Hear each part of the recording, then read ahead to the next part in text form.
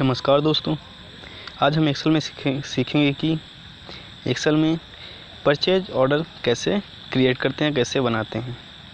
तो चलिए सबसे पहले हम शीट में देखते हैं।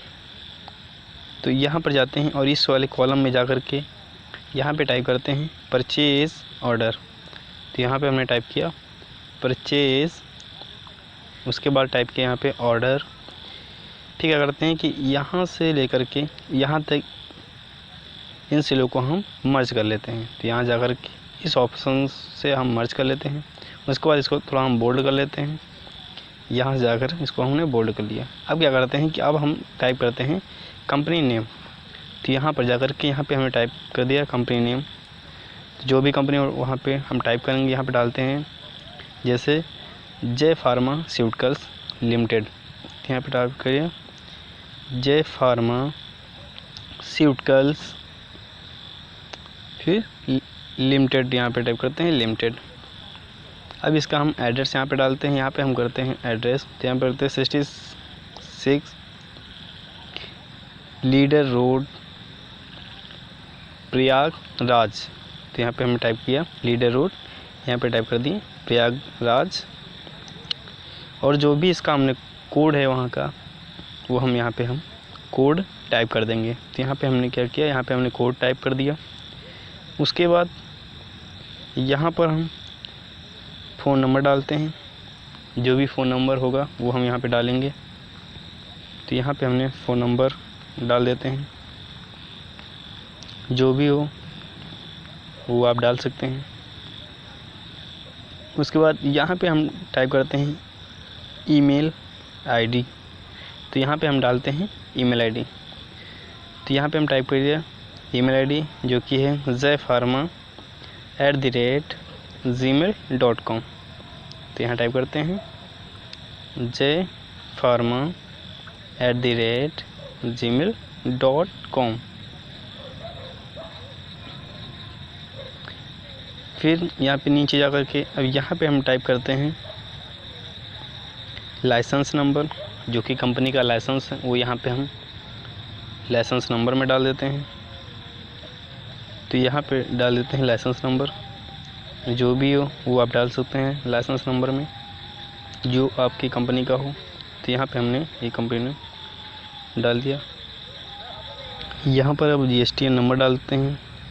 और यहाँ पर GSTN नंबर डाल के तुरंत यहाँ पे हमको जिस कंपनी से माल लेना है वो हम यहाँ पे हम माल यहाँ पे कंपनी ने फिल कर लेते हैं। जैसे कि हमने यहाँ पे हमने ले लिया और यहाँ पे हम टाइप करके ये कंपनी का एड्रेस ले लिया। अब क्या करते हैं, अब यहाँ इसको हम यहाँ पर के जा कर के इसको यहाँ पे इसको हम बोल्ड कर लेते हैं। तो इसको हमने यहाँ पर जा कर के बोल्ड कर लिया। उसके बाद इसका थोड़ा साइज़ छोटा कर लेते हैं। उसके बाद जाते हैं यहाँ पे और यहाँ पे हम टाइप करते हैं SR नंबर। तो यहाँ पे डालते हैं SR नंबर। तो SR नंबर डाल के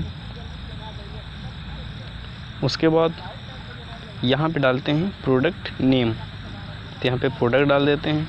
यहाँ पे हो गया प्रोडक्ट। उसके बाद यहाँ पे जाते हैं और यहाँ पे लिखते रहते हैं पैकिंग। तो यहाँ पे हमने लिख दिया पैकिंग। तो यहाँ पे हमने पैकिंग लिख दिया।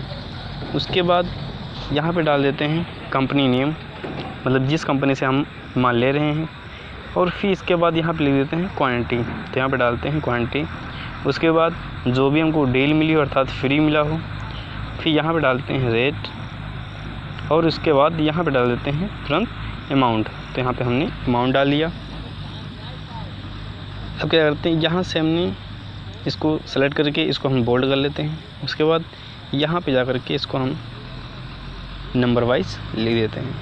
उसके बाद इस तरह आइटम लिखते चले जा रहे हैं। जैसे कि यहाँ पे ओजोमेट PG1, ओजोमेट PG2, फिर ओजोटेल, ओजोविल डाल देते हैं। इसी प्रकार से आपकी जो भी आइटम है वो इस प्रकार से आप फिल कर सकते हैं। जैसे यहाँ पे एक्सबेक्स डाल देते हैं टैबलेट। उसके बाद यहाँ पे डाल देते हैं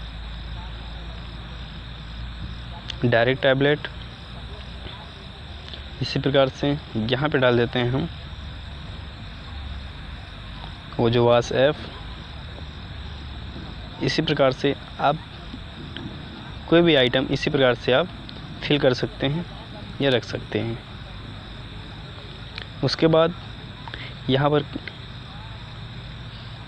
ये आइटम डाल करके आप इसका पैकिंग साइज़ डालेंगे, आपके जो भी पैकिंग साइज़ है। तो यहाँ पे हम क्या करते हैं, यहाँ पे पैकिंग साइज़ डाल देते हैं। यहाँ पे 1:10, 1:10, 1:10, ये भी 1:10, इसको 1:15 कर लेते हैं, इसको भी 1:15, इसको 1:10, इसको भी 1:10 कर लेते हैं, इसको भी 1:10 और इसको 100 ml कर लेते हैं, क्योंकि ये सिरप है तो इसको हम 100 ml कर लेते हैं।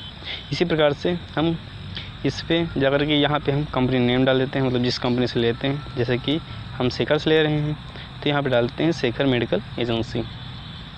तो यहाँ पे टाइप कर लेते हैं शेखर मेडिकल एजेंसी। इसी प्रकार से हम सारे कॉलम में नीचे यहाँ पे लिख देंगे शेखर मेडिकल एजेंसी, जो कि जिससे आप माल ले रहे हो। तो कुछ इस प्रकार से हमने यहाँ पे टाइप कर दिया। उसके बाद यहाँ पे जाकर के इसमें इसको थोड़ा बड़ा कर लेते हैं। अब डालते हैं क्वांटिटी, तो जो भी क्वांटिटी हो वो क्वांटिटी डालेंगे।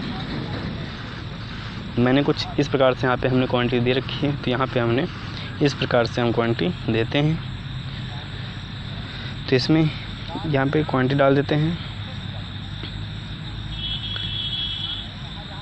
उसके बाद जो भी आपको डील मिली हो तो डील या फ्री वाले कॉलम में यहाँ पे हम डील डालेंगे, और जो नहीं है तो आप 0 भी डाल सकते हैं। तो यहाँ पे हमने 0 यहाँ पे डाल देते हैं। तो यहाँ पे हमने 0 डाल दिया।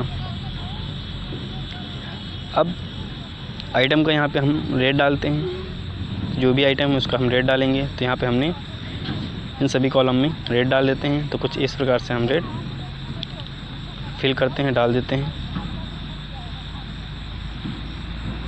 तो मैंने इस प्रकार से कुछ आइटम के रेट यहाँ पे डाल दे रहे हैं। जैसे कि यहाँ 45.6 है, यहाँ पे 56.3 है, यहाँ पे 54.3 है, और यहाँ पे 10 इंटू यहाँ पे 10.3 हो जाएगा। अब इसको हम टोटल अमाउंट हमको निकालना है। तो क्या करेंगे, सबसे पहले यहाँ पे किया हमने इक्वल, और उसके बाद क्वांटिटी को मल्टीप्लाई करेंगे रेट से। तो यहाँ से रेट को मल्टीप्लाई कर लिया तो कुछ ये आ गया उसका कि जो 18,200 ये टोटल अमाउंट आ गया। अब इसी प्रकार से सभी को निकालने के इसके कॉर्नर पे यहाँ पे पकड़ करके और नीचे को हम यहाँ पे ड्रैग कर लेंगे, तो इन सभी का हमें अमाउंट मिल जाएगा।